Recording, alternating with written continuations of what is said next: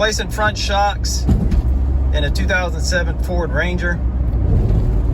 So cancel the shock absorber replacement, at least for now. I think the source of the clunking sound that I was hearing is my front sway bar links, and you can see that the bushings are missing. There should be a bushing on top and one below, and then down on the bottom, one on top and one underneath. And all of those bushings are gone, and they're gone both on the driver's side, which this is, and also on the passenger side. So the bolt up top, this is 17 millimeter. There's a 16 millimeter nut on the underside. I've already got it broken loose. It is not seized up. I'm down south where there's not a lot of rust.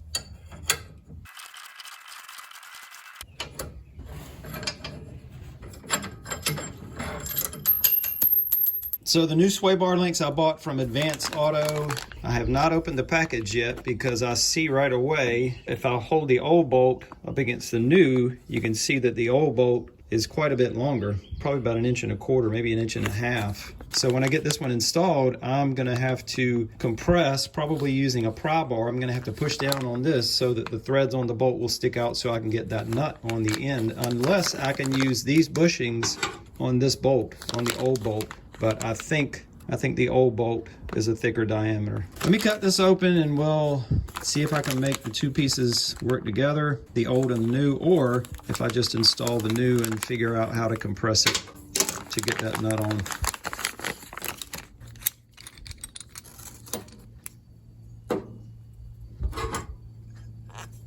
Oh yeah, no, it's gonna work, it'll fit. So this is what I'm gonna use. I'm gonna use the original bolt, the old bolt, and the old sleeve with the new bushings. And with the old bolt being so much longer, I will not have to compress everything, so that will make the reinstallation much easier. Now for reinstallation, I have some silicone grease on the bolt where the sleeve is gonna be, just to reduce any noise. I have a bushing at the top with the beveled side down. So now I need to fit the bolt down through with a bushing on top, bushing underneath. Here's the bushing with the beveled side down and the washer.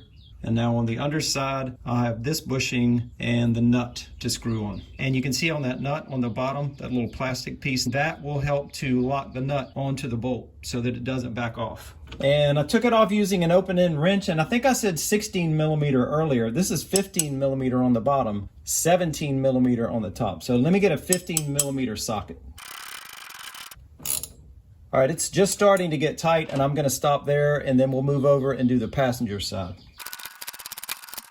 If the nut is seized up on yours on the bottom, you can just cut through this bolt and get it out that way.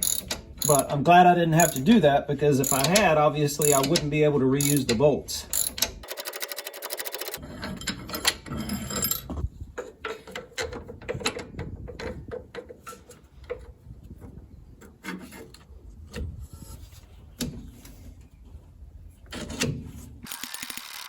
Passenger side is done. I did it the same way, reusing the old bolts, but I am not going to tighten them down all the way until I get tires back on and have the truck on the ground.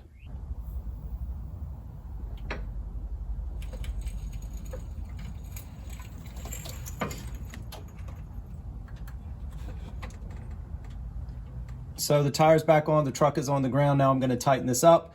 And there are no torque settings that I could find. The only recommendation was that you tighten until the bushings start to compress a little bit, and then you stop. You do not want to over tighten them. So that ratchet's going to spin to the right, and then it's going to brace against the tire.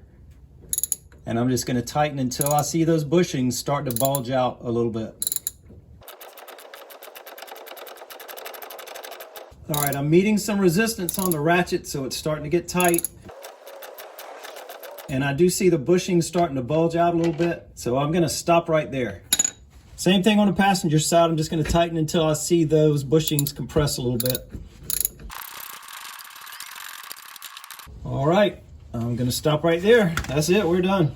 With this being the first time that I replaced sway bar links, or just the bushings in this case, on any vehicle, what did I learn? I learned that I probably spent twice as much as what I should have. Both of these sets cost me about $37, and I probably could have got it for half that much because all I needed were the bushings. I didn't need everything else that came with it because the bolts, the old bolts, were in good shape. Look for a link down below to the sway bar links that were used in the video, and they fit a wide range of Ford Rangers from what I understand.